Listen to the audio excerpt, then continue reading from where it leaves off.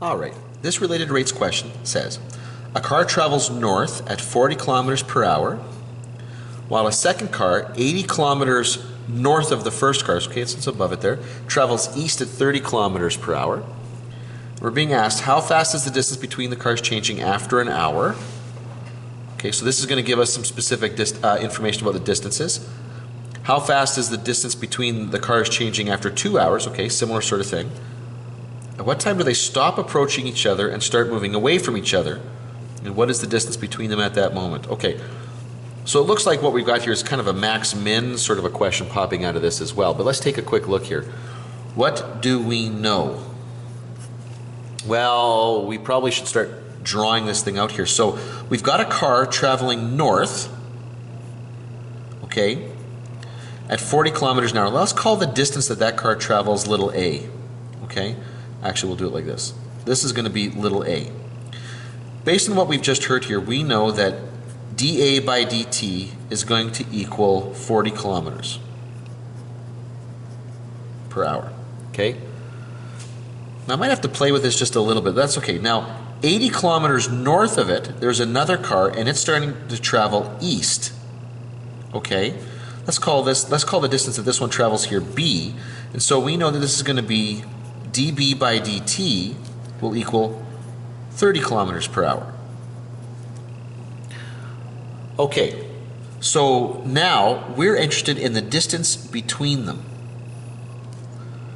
Okay, the distance between them. So now I know we're going to form this little right angle triangle here. I'm going to call the distance between them C.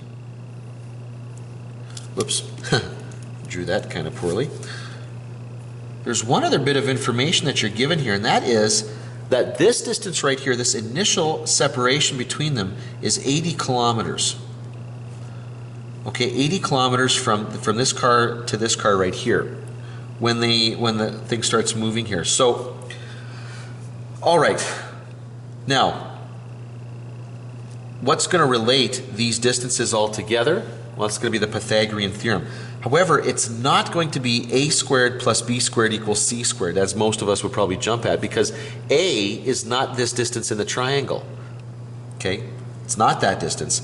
A is this distance right here that the car has actually traveled. So our Pythagorean theorem has got to look a little bit different. In fact, what it's going to be here is that distance right there is actually better stated as 80 minus a squared, and then the distance that that other car travels is going to be b squared, and that will equal the distance between them squared. Now, what we want out of all this is dc by dt. We want to know how fast the distance between them is changing, and that's measured along that oblique line there. Okay, so here we go. Let's jump into it. This is the thing that we're now going to take the derivative of. It's going to relate all of this. And now notice here that it's not just one variable with respect to another. Now I've actually got three variables in here. But anyway, here we go. So we're going to start off with 80 minus a squared plus b squared equals c squared. Okay, so we'll take the derivative of this. This is going to require the chain rule. 2 80 minus a squared. Sorry, not squared. I just brought that down. I'm taking the derivative. This is going to be multiplied by negative. Well, now I got to take the derivative of this thing right here. Okay, so the derivative of negative a is going to be negative 1 times dA by dt plus 2b dB by dt. And that's going to equal 2c dC by dt. All right, well, to simplify this, the 2's will cancel. That's easy. And then I'm looking for dC by dt, so I'm going to divide by c. So dC by dt is going to equal 80 minus a times negative 1, now times dA by dt, which we already know is going to be, what did we say here? That's 40. So we've already got that information. Plus b times b dB by dt, which we've already identified as 30. This is all going to be over c, and we're looking for dC by dt. So there's the equation that we're interested in. Now there were three parts to this problem. So part A, in part A, they said how fast is the distance between the cars changing after an hour? Well, okay. The part of this problem that I'm missing, I don't know A, and I don't know B, and I don't know C. Once I know those three parts here, I'll know how fast everything's changing here. So after an hour, the first car here has traveled 40 kilometers, which means inside this triangle there's 40 kilometers right there, because remember that total distance was 80. After an hour, that second car has traveled 30 kilometers. And based on the Pythagorean theorem, this is 30, this is 40, this is going to be 50. So what I can say is dc by dt will equal 80 minus 40. We already knew that. Okay, because that's how far that changed here. This is going to be minus 1 times 40 plus this is going to end up being 30 times 30 all over 50. Oh, sorry, you can't see all that. Okay, now I'm just going to go to my calculator. So that's going to be in my numerator. This will be 40 times -1 times 40 plus 30 times 30 divided by 50. And I'm going to get -14 kilometers per hour. Okay, now what that suggests to me, -14 kilometers per hour, is that after an hour, after 1 hour's worth of time here, the distance between them is actually getting smaller. Okay, so what's happening here is basically this first car is having more of an influence on the distance between them, because this car is trying to make that distance smaller, whereas this car is trying to make it bigger. Now let's take a quick look after 2 hours. Okay, B. After 2 hours. Well,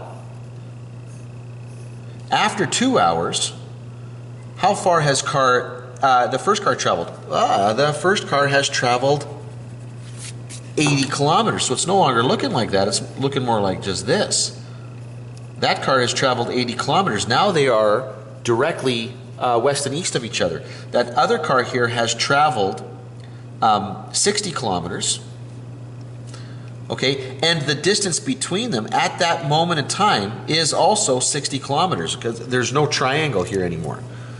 But we still plug in everything just the way we did before here. So that first car has traveled 80 kilometers. -1, it was going 40 kilometers an hour. Now notice that 80 minus 80 is 0. This whole term is going to become irrelevant. This will become plus, this has gone 60 kilometers times 30 kilometers per hour, all over, and then C, the distance between them at that moment was 60 kilometers. So what we're going to get here is 30 kilometers per hour, positive 30 kilometers per hour. And that actually makes total sense, because the instant that that first car is right here, only this car's motion is responsible for separating them, and it's moving away at 30 kilometers an hour. That makes perfect sense. So, part C. In this first scenario, after an hour, the cars are approaching each other. After 2 hours, the cars are moving away from each other. The question is, at what time, okay, does that change? At what time does the negative speed become positive speed? So to answer part C here, really what I got to do here is introduce the time variable into the equation. Okay, and I can do that fairly easily here. If you take a look at the equation that we had built before here, this one right here, okay, and we took the derivative here, we already know how fast these things are going. Okay, so what I'm going to do here is I'm going to deal with the distances they've traveled. I'm going to use my velocity times time equation to get those distances here. So think of this triangle right here once again. Okay, how far has that first car traveled in t hours? Well, this distance right here is going to be 40 times t. How far has that second car traveled in t hours? Well, that's going to be 30 times t.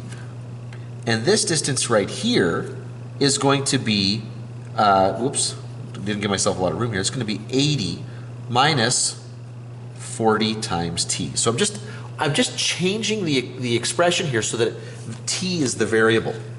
I'm still looking though for how for this distance in between them here, how that's changing here. So, but let's build this equation now. Now it's going to be 80 minus 40t squared plus 30t squared is going to equal c squared. Oops. I'm going to take the derivative of this. Now I'm going to take it with respect to time. And that's not going to be such a big deal now because time is a part of the expression here. So this will be 2, 80 minus 40t times negative 40 plus 2 times 30t times 30 is equal to 2c dc by dt. Whoops. I'm still looking for dc by dt, so I'm going to divide. Actually, the 2's are going to cancel, and I'm going to actually expand this out a little bit here. The 2's are all going to cancel here. I'm going to divide by c. So this will be 1 over c times. Okay, this is going to be negative 3,200. What is that going to be? Plus 1,600t. Whoops. Okay, t plus 900t, and that's going to be equal to dc by dt. Now, what I was interested in, okay, is where that change, because we knew after an hour this was negative, the change in c was negative. After 2 hours, we could see that it was positive. So somewhere in between, I hit the 0 mark where it's not changing. Okay, so they stop approaching each other and start moving away from each other. So I'm going to set this equal to 0. Now, I have c in the denominator. I can multiply through by that. Means that that's kind of irrelevant. And so what I've got here is negative 3,200 plus, well, I've got 1,600 plus 900. Okay, that's kind of basic math there. You've done that a bunch of times before. It's going to be 2,500t. So therefore t is going to equal, bring the 3,200 over, divide by 2,500. So 3,200 divided by 2,500, and I get 1.28. Whoops. 1.28 hours. Okay. In 1.28 hours, that's when they're going to stop approaching each other. Sorry, and start moving away from each other. Now, and we can convert that if we want to a little bit better. If I multiply 0.28 by 60, essentially what's going to happen here, this is after 1 hour, and what is it? It looks like 16.8 minutes. Oops, sorry, 16.8 minutes. When I take that 0.28, multiply it by 60 to get it to minutes here. Now, the question is also asking, what is the distance between them at that time? Well, I can actually go into this first expression and figure that out here. I can just plug that into this. Okay, so essentially what I'm going to do here, if you want to see what I'm doing on the calculator, I'm going to use the Pythagorean theorem. So this would be, actually, I'm going to take the square root of this. This will be the square root, the whole thing here, of 80 minus 40 times 1.28 squared plus 30 times 1.28 squared, all square rooted. This should be the distance between them. And the answer is 48 kilometers. And they are